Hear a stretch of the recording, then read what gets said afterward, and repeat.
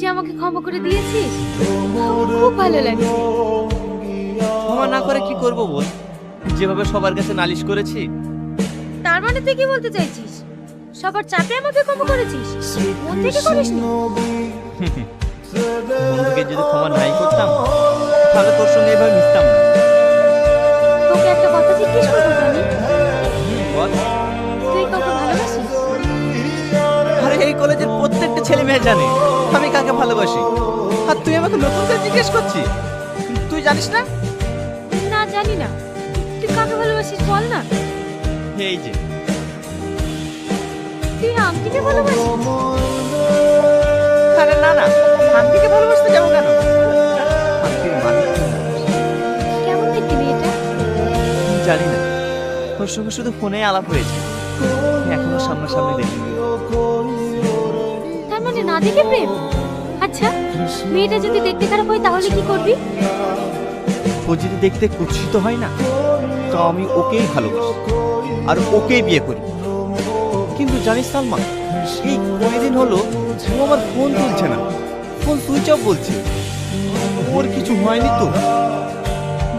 না না, ওর কিচ্ছু হয়নি, ও একদম সুস্থ আছে। তাই জানো না। এই কিন্তু তুই কি জানলে?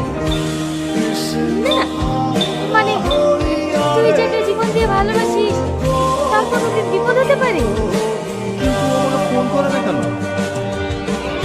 ও নিয়ে তুই টেনশন করিস না, তুই দেখবি কয়েকদিনের মধ্যেই তোর গার্লফ্রেন্ড তোকে সারপ্রাইজ দেবে। আমি ওই আশাতে বসে আছি। সালমা, আজ আমি খুব খুশি। এই যাকে আমি এতদিন ধরে ভালোবাসছি, আজ থেকে আমি কাছে যাই গেছি। তোকে না আমি বড় গিফট দেবো, কারণ তুই যেটা বলেছিলি সেটা কি সত্যি হয়েছে। ওই দেখ আমার না দেখা ভালোবাসা। পাগলিটা আমাকে ফোন সুইচ অফ করে না, খুব জ্বালিয়েছে। তুমিও কি আমাকে কম জ্বালিয়েছো নাকি? মাহিনুর, তোমার সাথে পরিচয় করে দিই, এই সেই সালমা। তুমি সেই সালমা যে আমাদের কবে দেখা হবে না হবে তার ভবিষ্যৎবাণী করেছিলে? তার জন্য থ্যাংক ইউ। সবার সাথে তো পরিচয় হলো, ওদিকে আবার আব্বু ফোন করেছিল আমাদের বিয়ের দিনখান নিয়ে কথা বলবে তো। চলো।